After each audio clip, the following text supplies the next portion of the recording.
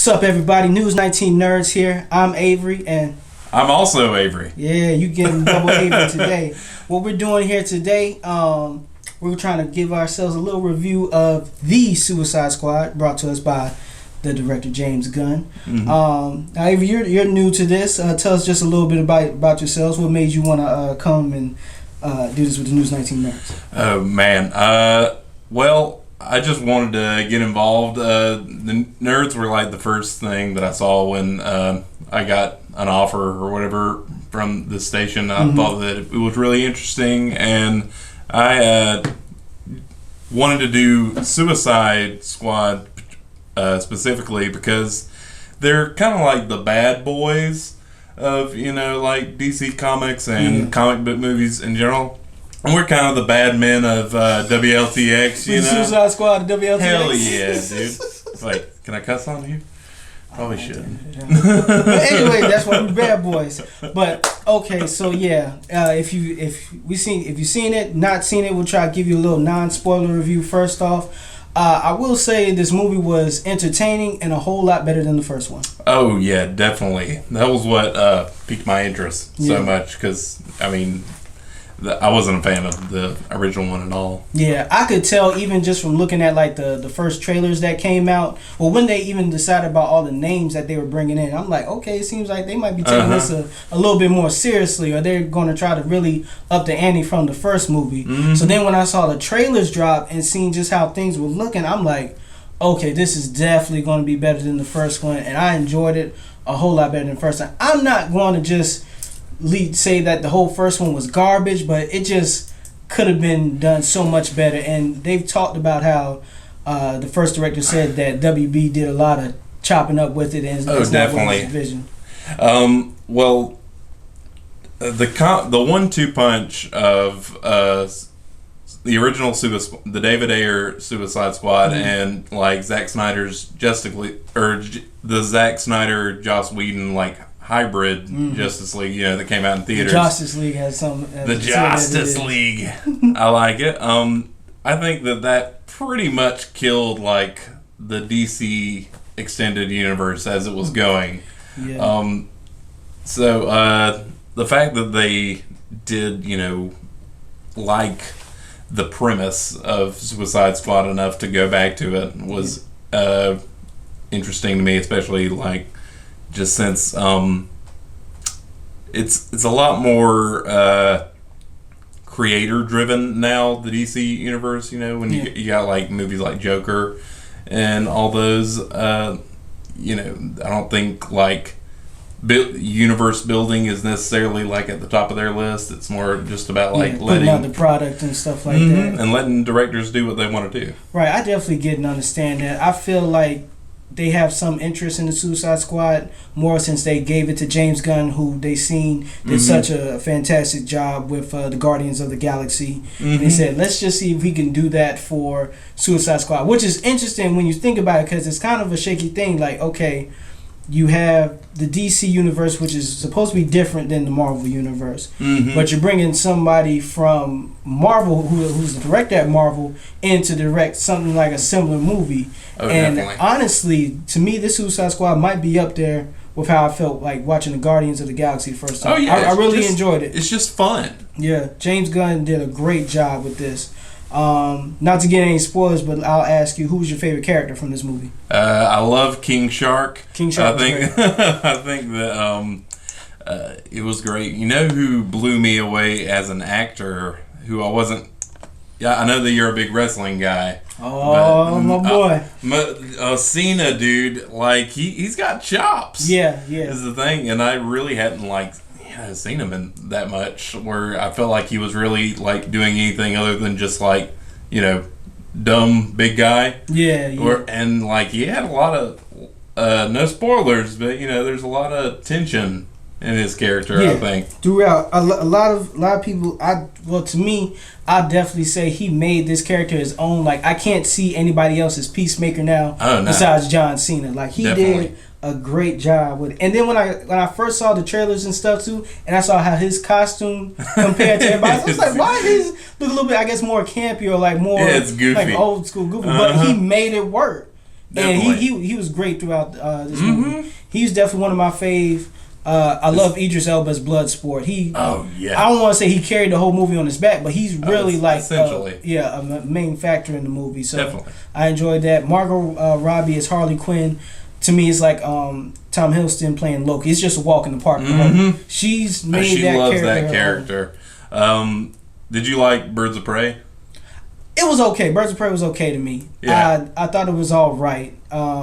If they do like another one of it, I like for it to be more not as Harley based or Harley centered to give everybody a little bit more. But and even when this movie too, it wasn't so much relying on Margot Robbie as Harley for the entertainment purposes, and I thought they did a good job with that as well. I think so. And let's see, what did I write down?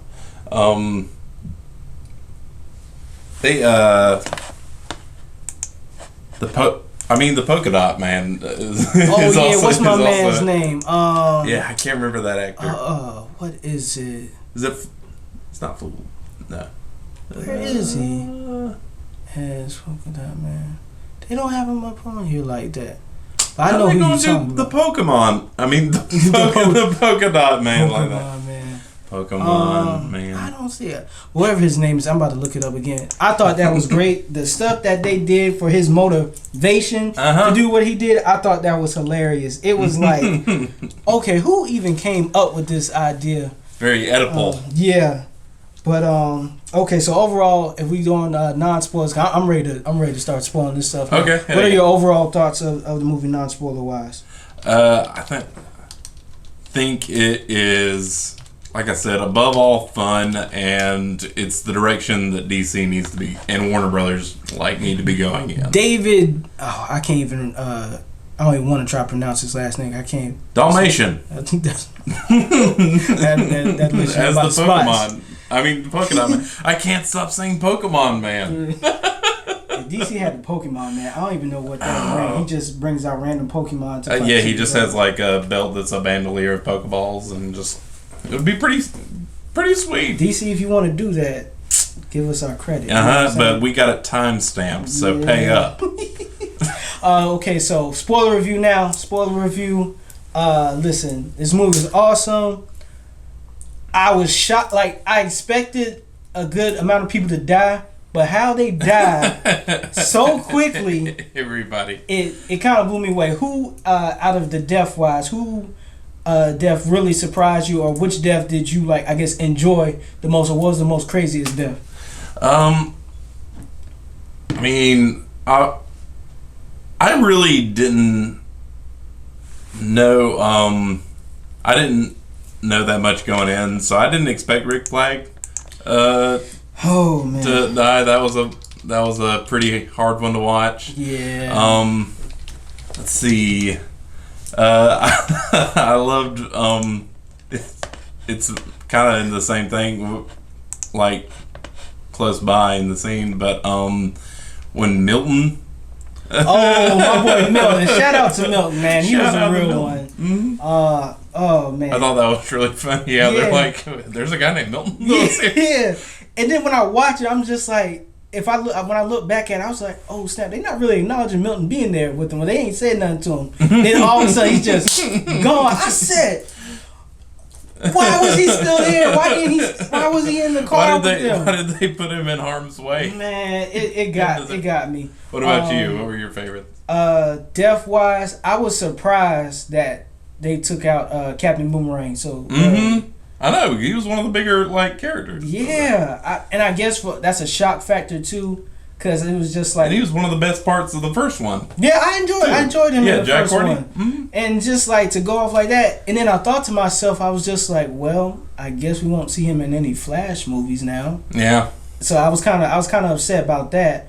But then again, you could, because the way DC's doing it, I don't think that continuity is really their thing. They just want to let people make movies. I'm saying, man, especially now if they're going to do a Flash paradox, I don't know what they're going to change or bring into stuff now. Everything just might get reset. I just don't know.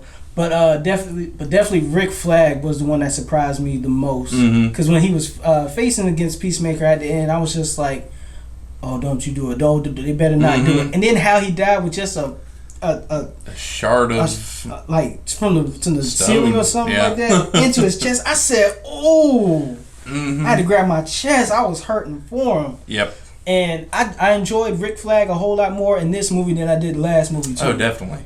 It was crazy. I'm trying to think who else died. What's my man's name? Yeah. Oh, John Malkovich. Yeah. That whole. I loved the cold open. Yeah. Of the movie. I thought that it was so cool, and all the titles that they did. That was a really interesting touch. But yeah, when on the bloody beach where it just says Suicide Squad, that was pretty bad. Yeah. And there's what was John Malkovich's character's name? He wasn't alive very long. So where is it? It doesn't have it. Was it? It's not John Malkovich. It is Michael Rooker. Yeah, Michael Rooker. I forgot what his thing was. Yeah, who plays he's in Guardians too. He's I'm sure James Gunn had a little something to do with that too, bringing him on there. Yeah. But yeah, Michael Rooker's character just getting his head blown off. I knew that at least one of the characters would have to have a little bomb, blow up to let them know that their stakes. Yeah, and also too, Viola Davis as Amanda Waller. She's so good. Like walking the park for her, man. It's like she was made for that role. Definitely. Like I rewatched the first one in preparation for this. Yeah, and she's just like ahead of just about everybody else. So yeah, Viola Davis as Amanda Waller, man. Effortless. Effortless. I think it's just a walk in the park for her. She knows the role well. She does it well. Just like I said with John Cena as Peacemaker, I can't really see anybody else playing Amanda Waller. Even though I forgot what show it is. One of the DC shows they actually have an Amanda Waller. I don't know if that's first and stuff. But especially Viola Davis as SC Native, my favorite Amanda Waller. Mm-hmm. Yeah. No, she's definitely one of, and like I said about Captain Boomerang as well, like far and above like everybody else in the original one. Yeah. Just so let's talk pros and cons of this movie. What are some of the favorite things that you liked about this movie? What do you think it improved on from the last movie? What it did right? And what are some of the cons? What do you think that they shouldn't have done? I think that I'm glad that DC has its own Groot kind of now in King Shark. Yeah. I think that that's a very fun element, and especially that seeing that he's just like viciously violent and like pulls dudes' innards apart. It was like some Mortal Kombat fatality with some of the deaths that they had in there, man. Let's see. I'm trying to think of some cons. It kind of did what I wanted the Suicide Squad to do. Mm-hmm. But Pete Davidson in the beginning. I think it's hilarious that he's like so prominent in the trailer. Like he's gone pretty quick. Yeah, I love how they did that with making all these like big names. Oh yeah, we're having this character, we're having that character, and they're dead. 5 minutes in, head gets blown off by something. I was just like, wow, they only gave Pete just a couple few lines. Look at Middleton over there. And also this guy, the mind, the thinker. Yeah.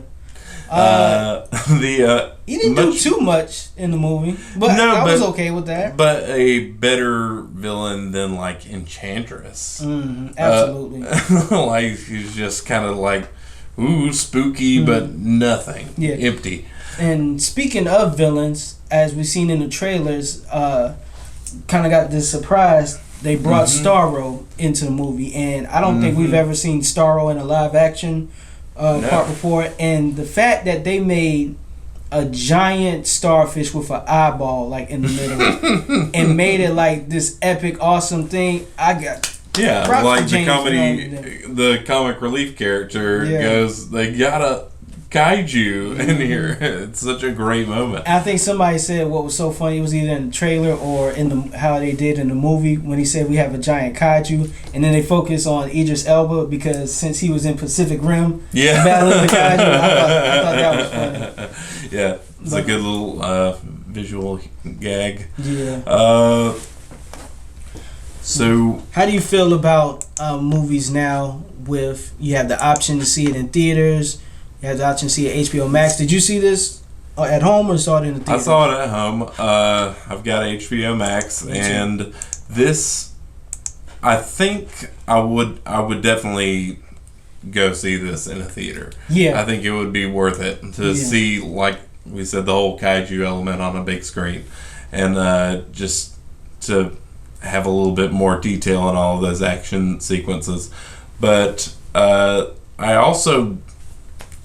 haven't seen a movie in a theater since the pandemic. I'm trying to think what was the last movie I saw. It might have been Tenet, and that was good. That was good to see in theaters. But I do miss going to the movies. Me too, man. I love movies. From movies. But they were. I don't know that I would have made it out of the theater, and I might not have seen it otherwise, so I'm very grateful to have the option. Yeah. HBO Max has been killing it with all their original movies and shows, and also the content that they're being able to put out. Are you excited for the Green Lantern show that they're going to do? I'm interested in it. I hope they can do it right and it's done justice. It's Green Lantern has such a variety of things that they can go along with story wise. They got so much material. Yeah, because there's so many lanterns. It hasn't been brought to like, a live action thing yet. Yeah, that first Green Lantern movie was just pretty crazy. That like Ryan Reynolds is like the biggest star superhero now, like one of them. Arguably. The only thing, now kind of my last words about this, love and enjoyed the movie. I'm really interested more to see them putting these villains against the actual heroes of DC, because it's gotta be to a point where, yes, we know the Suicide Squad is either like villains or anti-heroes, and they go against, we've had them going against Enchantress, which sucked. The Starro with this is better, but ultimately this was like comics dropped into a war movie. Like we kind of seen this type of thing happen in war movies before, besides the giant starfish. Of course, but it's just like it's Black Ops. Yeah, like when Amanda Waller said in the movie where this is blood sport, he puts Superman in the hospital from a kryptonite bullet.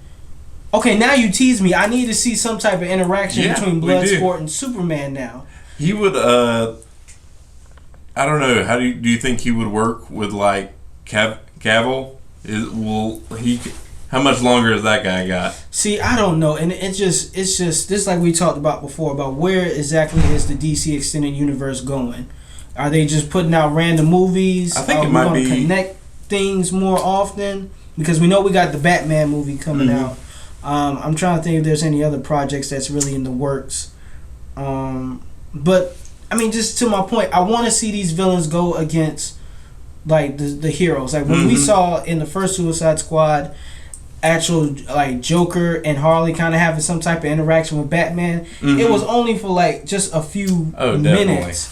And it wasn't even, like, a whole bunch of dialogue. No, it wasn't. And every time Jared Leto's like SoundCloud rapper Joker comes on screen, the movie just slows down a little bit. Yeah, just brings the whole mood down. Yeah, and the Suicide Squad movie, of course, no Joker in it, which was fine. Fine by me. Jared Leto's not my favorite Joker, man.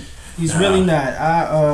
I just wish that I didn't like Joaquin Phoenix. Really?